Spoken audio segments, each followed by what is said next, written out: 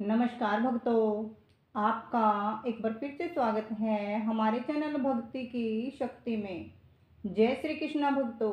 ओम पितृदेवाय नमः। पितृपक्ष का समय चल रहा है। ऐसे में गरुड़ पुराण का वाचन या स्मरण करना सभी पापों से मुक्ति देने वाला होता है। यह पुराण भगवान श्री कृष्ण ने अपने भक्त और वाहन गरुड़ जी को सुनाया था। इसी में एक प्रसंग आता है जब भगवान बताते हैं कि प्रेत कैसे होते हैं और उनका आचरण कैसा होता है। पितृपक्ष के दौरान गरुड़ पुराण पढ़ने की परंपरा है। श्राद्ध पक्ष के दौरान गरुड़ पुराण पढ़ने से सारे पाप नष्ट हो जाते हैं। भक्तों, आज हम आपको गरुड़ पुराण से जुड़ी प्रेत योनि की रहस्यमयी कथाएं सुनाने जा रहे हैं। प्रेत सिगर्ग रोधक और प्रेत लेखक की दर्द भरी कहानियों से हमें ये शिक्षा मिलती है कि पाप कभी भी मनुष्य का पीछा नहीं छोड़ते। भगवान श्री कृष्ण स्वयं कहते हैं कि हर पाप का फल अवश्य भोगना पड़ता है। इसलिए इस वीडियो को अंत तक जरूर देखें और जानें कि प्रेतों का जीवन कैसा होता है और ऋषि संत पतक ने कैसे उन्हें मुक्ति दिलाई। ओम पितृदेवाय नमः। सनातन धर्म की महिमा अनंत है। जब भी पितृपक्ष आता है तो हमारे मन में अपने पूर्वजों के प्रति श्रद्धा और कृतज्ञता की भावना स्वतः जाग उठती है। कहते हैं कि इस समय किया गया श्राद्ध, तर्पण और दान हमारे पितरों की आत्माओं को शांति देता है और वंशजों को पापों से मुक्ति प्रदान करता है। इसी पितृपक्ष से जुड़ी हुई एक अलौकिक कथा गरुड़ पुराण में मिलती है। यह वही पुराण है जिसे स्वयं भगवान श्री कृष्ण ने अपने प्रिय भक्त और वाहन गरुड़ जी को सुनाया था। श्री कृष्ण और गरुड़ जी के बीच संवाद के रूप में यह ग्रंथ प्रकट हुआ और आज भी यह हमें मृत्यु के बाद के जीवन और कर्मों के फल का गहन रहस्य समझाता है। इसमें भगवान श्री कृष्ण अपने मुखारविंद से ऐसी कथाएं सुनाते हैं जो हमें परलोक, प्रेत योनि और विभिन्न लोकों के स्वरूप का बोध कराती है।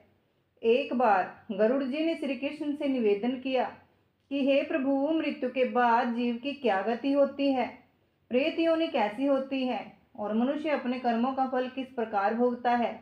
भगवान मुस्कुराए और बोले कि हे गरुड़, तुम्हारे प्रश्न बड़े ही गूढ़ और रहस्यमय हैं, किंतु आज मैं तुम्हें एक कथा सुनाता हूँ जिससे सब स्पष्ट हो जाएगा। फिर श्री कृष्ण ने संत पतक नामक एक ऋषि की कथा सुनाई। संत पतक नाम के एक महान विद्वान ऋषि थे जिन्होंने घोर तपस्या करके पापों से मुक्ति पाई थी और अपना जीवन वन में साधना में व्यतीत कर रहे थे। उनका हृदय निर्मल था, किंतु एक दिन उन्हें विचार आया कि मैंने आज तक किसी तीर्थ की यात्रा नहीं की, जबकि तीर्थ यात्रा के बिना एक सनातनी का जीवन अधूरा है। इस विचार से प्रेरित होकर वे तीर्थ यात्रा के लिए निकल पड़े, किंतु उन्हें अपने आश्रम के बाहर का कोई अनुभव न था। इसी कारण वे मार्ग भटक गए और एक घने जंगल में पहुंच गए। वहां न जल था न अन्न। भूख और प्यास से व्याकुल होकर वे एक सरोवर की तलाश करने लगे। चारों ओर हिंसक पशुओं की गर्जनाएं गूंज रही थी। तभी उनकी दृष्टि एक विशाल बरगद के वृक्ष पर पड़ी। उस पर एक शव लटका हुआ था और 5 भयानक प्रेत उस शव को नोच नोच कर खा रहे थे। उनका रूप अत्यंत भीषण था। शरीर सूख कर कांटों जैसा हो गया था। अंग बाहर निकले हुए थे और मुख विकृत थे। जब उन्होंने संत पतक ऋषि को देखा तो वे सभी दौड़कर उनकी ओर लपके और आपस में झगड़ने लगे कि यह मनुष्य मेरा भोजन है, नहीं मैं इसे खाऊंगा। संत पतक भयभीत हो गए और उन्होंने हृदय से भगवान का स्मरण किया। तभी श्री हरि ने उनकी रक्षा के लिए मणिभद्र नामक यक्ष को भेजा। मणिभद्र ने उन प्रेतों को बांधकर संत पतक ऋषि के चरणों में डाल दिया। यक्ष की प्रताड़ना और संत पतक की तपस्या के प्रभाव से प्रेतों के हृदय में विवेक जागा। उन्हें अपने पूर्वजन्म की स्मृतियां याद आई और वे विलाप करने लगे कि हे ऋषिवर, आपके दर्शन से ही हमारा हृदय पवित्र हो गया। अब हमें अपने पापों की याद आ रही है, कृपया हमें माफ करें। ऋषि ने करुणा भरे स्वर में उनसे उनकी दुर्गति का कारण पूछा। तब प्रेतों ने एक एक करके अपनी कथा सुनानी आरंभ की। सबसे पहले प्रयुषित नामक प्रेत बोला और कहा कि प्रयुषित का अर्थ होता है झूठा और बासी। पिछले जन्म में मैंने पितृपक्ष में ब्राह्मणों को भोजन के लिए आमंत्रित किया था। एक वृद्ध ब्राह्मण मेरे घर आने में देर कर बैठे। मुझे भूख लगी और मैंने पहले ही भोजन कर लिया। बाद में जब वे पहुंचे तो मैंने उन्हें झूठा भोजन परोस दिया। यही पाप मुझे प्रेत योनि में ले आया। वह प्रेत करुण स्वर में कह रहा था, हे महात्मन, एक क्षण की अधीरता और अपने भूख पर नियंत्रण न कर पाने ने मेरे सारे पुण्य को नष्ट कर दिया। जरा सोचिए, ब्राह्मण जो देवताओं और पितरों की प्रतिनिधि माना जाता है, उसको मैंने झूठा और अपवित्र भोजन किया। वही अपराध आज मेरी आत्मा को भटकने पर विवश कर रहा है। इसलिए मनुष्य को चाहिए कि पितृपक्ष में विशेष सावधानी बरते और ब्राह्मणों को आदर सहित शुद्ध अन्न प्रदान करे। दूसरा प्रेत बोला, मेरा नाम सूचिमुख है, जिसका अर्थ है सुई के छेद जैसा मुख। मेरे जीवन का अपराध और भी भयंकर था। मैं अपने पिछले जन्म में निर्दयी लुटेरा था। धन के लोभ में मेरी बुद्धि अंधी हो गई थी। एक बार मैंने एक माँ और उसके छोटे पुत्र को तीर्थ यात्रा पर जाते हुए लूट लिया। मैंने उन्हें केवल लूटा ही नहीं, बल्कि निर्दयता से इतना पीटा कि उनकी मृत्यु हो गई। सोचिए, एक माँ की करुण पुकार और छोटे बच्चे की चीखें आज भी मेरे कानों में गूंजती हैं। उस पाप का परिणाम यह हुआ कि आज मेरा मुख इतना संकीर्ण है कि सुई के छेद जैसा हो गया है। मैं कुछ भी खा पी नहीं सकता। मेरी आत्मा भूख प्यास से व्याकुल रहती है और यही मेरी यातना है। हे ऋषि, यही कारण है कि मैं हर समय पछतावे की आग में जलता हूँ। इसके बाद सिगर्ग नामक प्रेत ने अपनी कथा सुनाई। उसका स्वर क्रोध और ग्लानि से भरा हुआ था। मैं अपने पूर्व जन्म में एक व्यापारी था। मैं व्यापार के लिए समुद्र मार्ग से दूर देशों में जाया करता था। एक बार मैं अपने घनिष्ठ मित्र के साथ व्यापार यात्रा पर गया। संयोगवश उसे भारी लाभ हुआ और मुझे भारी नुकसान। मेरे हृदय में ईर्ष्या का विष भर गया। जब हम जलयान से लौट रहे थे, वह गहरी नींद में सो गया। उस समय मेरे भीतर का दुष्ट स्वभाव जाग उठा और मैंने उसे गहरे जल में धकेल कर मार डाला। मैंने सोचा कि उसका धन मेरे जीवन को बदल देगा, लेकिन वास्तव में उसी धन ने मुझे प्रेत योनि का दास बना दिया। आज मेरा नाम सिगर्ग है, क्योंकि मैंने शीघ्रता में लोभ और ईर्ष्या में डूबकर अपना भविष्य नष्ट कर लिया। फिर रोधक नामक प्रेत ने अपनी करुणा कथा सुनाई। उसकी आंखों से अग्नि और पश्चाताप दोनों झलक रहे थे। उसने कहा, मैं एक जमींदार था।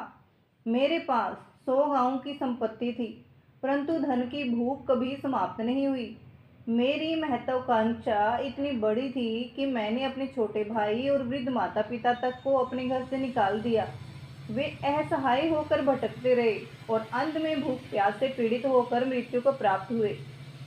उनके आंसू और श्राप मेरे जीवन के पीछे सोए की तरह लगे रहे। आज मैं रोदक कहलाता हूँ, क्योंकि मैंने अपने ही परिवार को रोका, ठुकराया और उनके लिए अपने द्वार बंद किए। यही कारण है कि आज संसार मेरे लिए बंद हो गया है और मैं इस घोर प्रेत योनि में भटक रहा हूँ। इसके बाद लेखक नामक प्रेत सामने आया। उसकी कहानी सुनकर ऋषि संतपतक का हृदय कांप उठा। उसने कहा, मैं उज्जैन के एक प्रसिद्ध मंदिर का पुजारी था। भगवान की सेवा के लिए चुना गया था, लेकिन मेरे भीतर लालच का दानव छिपा था। एक दिन मैंने भगवान की मूर्तियों से आभूषण और रत्न निकाल लिए। भगवान का स्वरूप विकृत और कुरूप लगने लगा। उसी समय वहां का राजा दर्शन के लिए आया। उसने संकल्प किया कि जिसने भी यह अपराध किया है, उसे मृत्यु दंड दिया जाएगा। मैं भयभीत होकर कांपने लगा।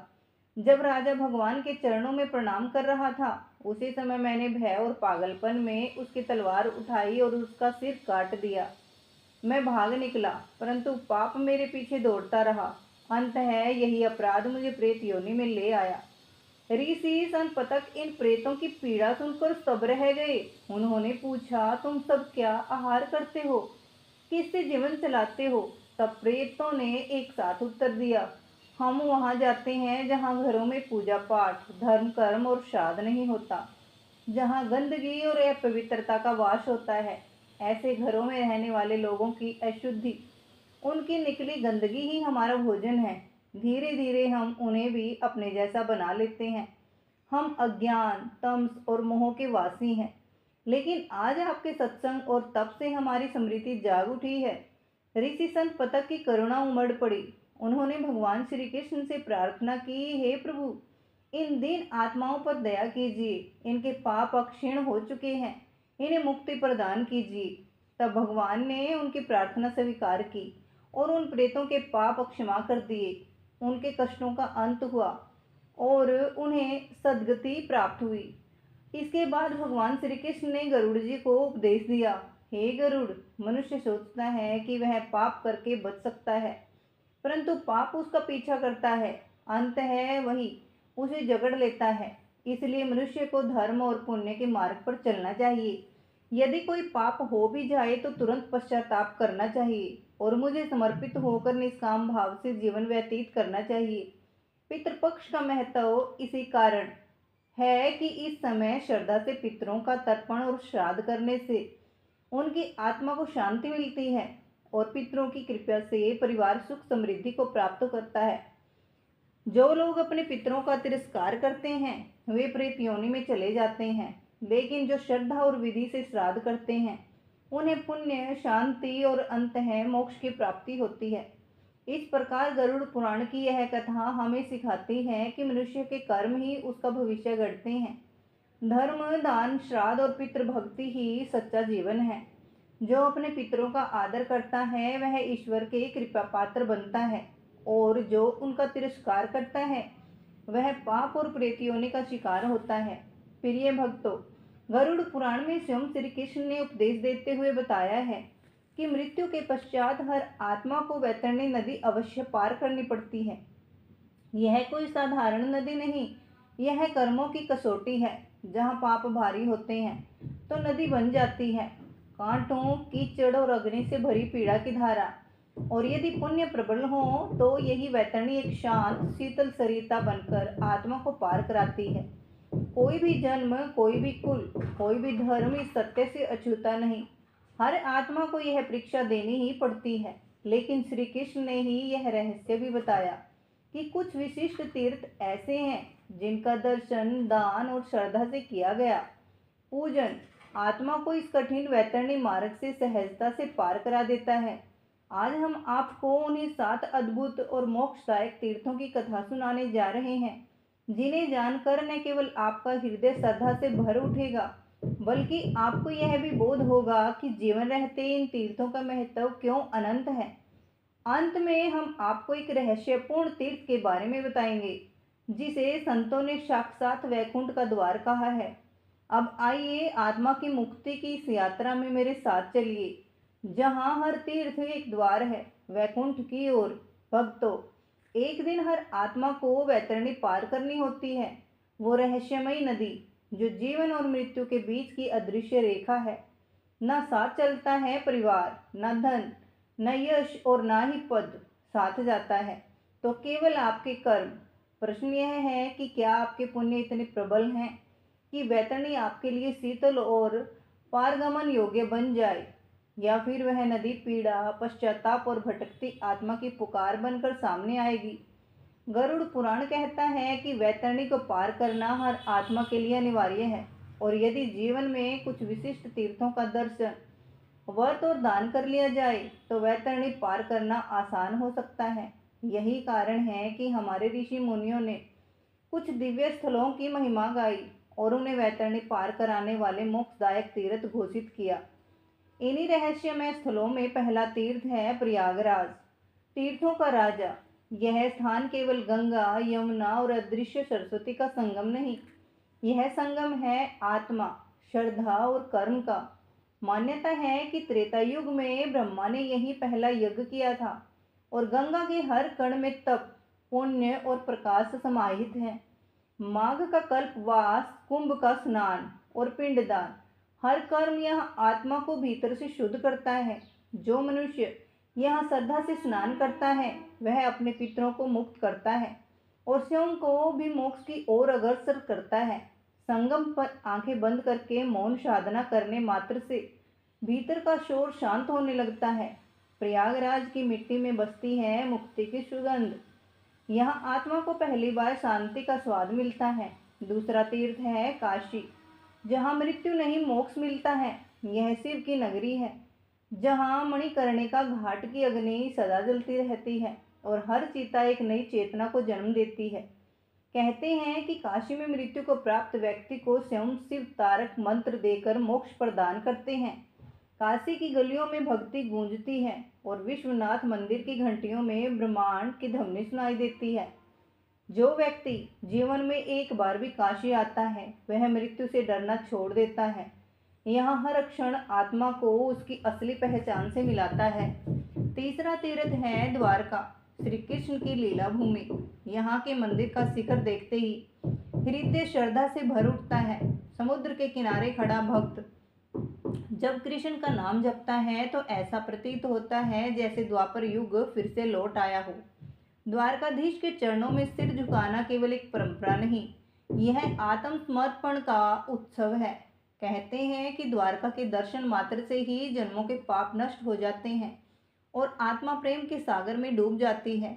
चौथा तीर्थ है जगन्नाथपुरी, जहाँ भगवान स्वयं भक्तों तक आते हैं।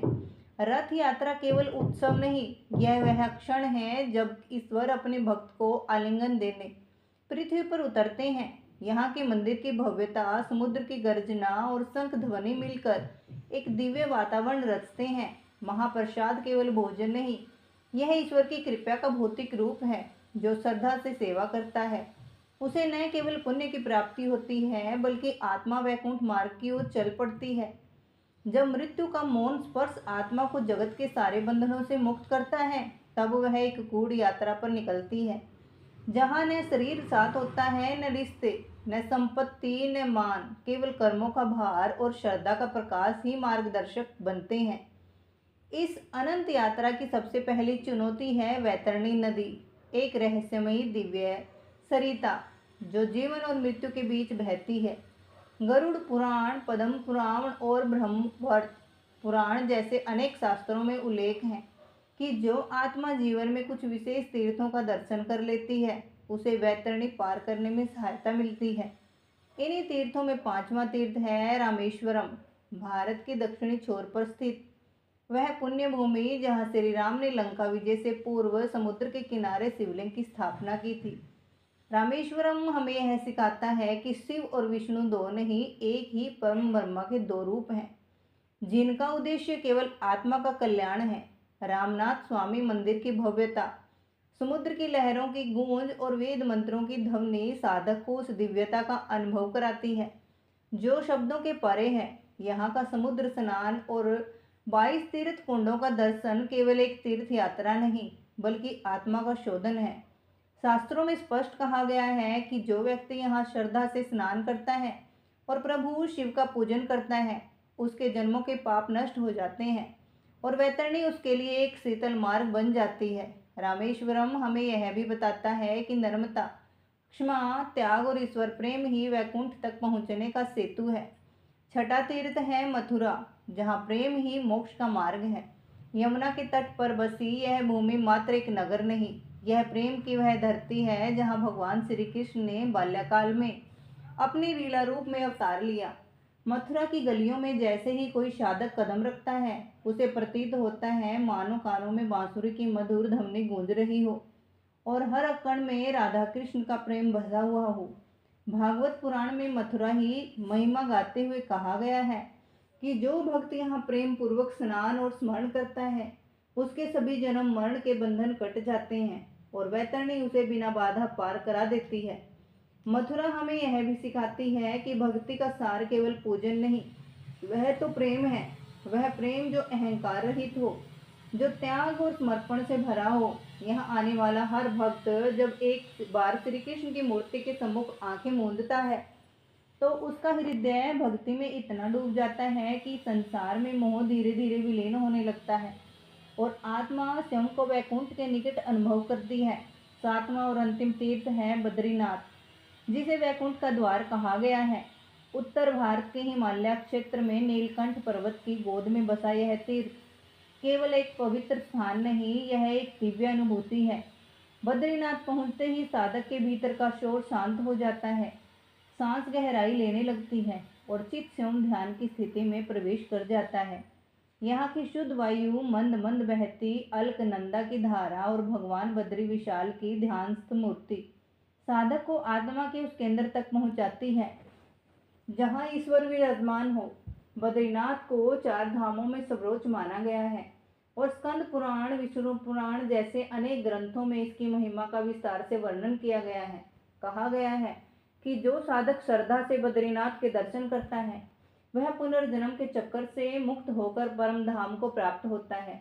यहाँ ध्यान में बैठकर जो व्यक्ति अपने अंतर को देखने का प्रयास करता है वह धीरे धीरे मोह, भय और लालच जैसे अवगुणों से मुक्त हो जाता है और ब्रह्मा के निकट पहुंच जाता है। बद्रीनाथ का यह दिव्य स्वरूप साधक को केवल दर्शन नहीं देता, यह आत्मा में चेतना की वह तरंग उत्पन्न करता है जो मोक्ष की ओर ले जाती है।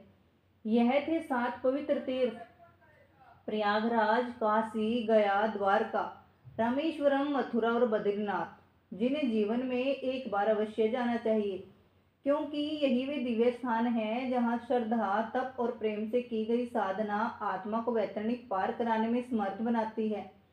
यदि आप इनमें से किसी तीर्थ पर जा चुके हैं तो कमेंट सेक्शन में अपना अनुभव साझा करें। यदि कोई तीर्थ छूट गया हो तो कृपया लिखें। तीर्थों में एक तीर्थ है गया, जहाँ पिंडदान से पितरों को मुक्ति मिलती है। गया में विष्णुपद मंदिर के चरण चिन्हों में वह कंपन आज भी जीवित है जो आत्मा को पितृ ऋण से मुक्त कराता है। यहाँ का श्राद्ध केवल कर्मकांड नहीं, यह आत्मा का कर्तव्य है। जो गया में विधि पूर्वक तर्पण करता है उसके पितृ संतुष्ट होकर स्वर्ग की ओर प्रस्थान करते हैं। एक तीर्थ है हरिद्वार, जहाँ गंगा की धारा स्वयं मोक्षदायिनी बनकर बहती है। हरिद्वार में जब आरती के समय दीपों की रेखा गंगा पर तरती है तो ऐसा लगता है मानो स्वर्ग पृथ्वी पर उतर आया हो। यहाँ गंगा स्नान आत्मा के पापों को धोकर उसे प्रकाश की ओर अग्रसर करता है। एक तीर्थ है गोनाशिका, जहाँ से वैतरणी नदी का उद्गम होता है। ओडिशा स्थित यह तीर्थ बहुत कम लोगों को ज्ञात है, परंतु गरुड़ पुराण में इसका उल्लेख मिलता है कि जो श्रद्धा से गोनाशिका जाकर स्नान करता है और दान करता है उसकी आत्मा को वैतरणिक पार करना सहज हो जाता है। गोनाशिका वह बिंदु है जहाँ पृथ्वी और पाताल की सीमाएं मिलती हैं और यही नदी मृत्यु के बाद आत्मा की पहली परीक्षा बनती है। अब अंत में जिस रहस्यपूर्ण तीर्थ का मैंने आपको आरंभ में वादा किया था वह है नरसिंह पीठ, जिसे संतों ने साक्षात वैकुंठ का द्वार कहा है। यह तीर्थ स्थान मध्य भारत में एक शांत वन प्रदेश में स्थित है और यहाँ के दर्शन करने वालों को वर्षों तक आत्मिक शांति की अनुभूति होती है। कहते हैं कि इस पीठ पर जो भजन करता है उसका हृदय स्वयं वैकुंठ का द्वार बन जाता है। यहाँ की ऊर्जा इतनी प्रबल है कि ध्यान में बैठते ही मनुष्य अपने शरीर से परे आत्मा को अनुभव करता है। इसलिए जीवन में एक बार इन सभी तीर्थों का दर्शन अवश्य करना चाहिए, क्योंकि यही तीर्थ वैतरणी पार कराने वाले सेतु हैं। यही जीवन और मृत्यु के बीच खड़ा वह ब्रह्मपद है जो आत्मा को उसके अंतिम गंतव्य तक पहुंचाता है, मोक्ष की ओर। भक्तों, यह जीवन केवल सांसों का खेल नहीं, यह आत्मा की एक अद्भुत यात्रा है जो प्रारंभ होती है जन्म से और समाप्त होती है उस परम धाम में जहाँ केवल शांति, प्रेम और मोक्ष का वास है। वैतरणी पार कराने वाले ये तीर्थ केवल स्थल नहीं, ये आपको कर्मों को दिशा देने वाले देवद्वार हैं। यदि आपने इस भक्ति यात्रा से कुछ भी सीखा हो तो इस ज्ञान को केवल अपने तक न रखें, दूसरों तक जरूर पहुंचाएं, ताकि आपके भीतर की श्रद्धा की लो और प्रज्वलित हो और भी आत्माएं वैतरणी पार कराने वाले इस दिव्य स्थलों की महिमा को जान सके। अपने पितरों के नाम से एक श्रद्धांजलि स्वरूप कमेंट जरूर करें, ओम पितृ भवो नमः, ताकि यह भक्ति संवाद आपसे, मुझसे और उन दिव्य आत्माओं से भी जुड़ जाए जिनके लिए हम यह सब कह रहे हैं और कर रहे हैं। हर हर महादेव, जय श्री कृष्ण, ओम पितृ देवाय नमः। भक्तों, आपको ये कथा अच्छी लगी हो तो कमेंट जरूर करें और कमेंट में ओम पितृ देवाय लिखें। राधे राधे, जय श्री कृष्णा। बोलिए पितृ महाराज की जय हो। ऐसी ही रोचक और धार्मिक कहानियाँ सुनने के लिए हमारे चैनल को सब्सक्राइब करें और वीडियो को लाइक और ज़्यादा से ज़्यादा शेयर करें। धन्यवाद। राधे राधे, जय श्री कृष्णा।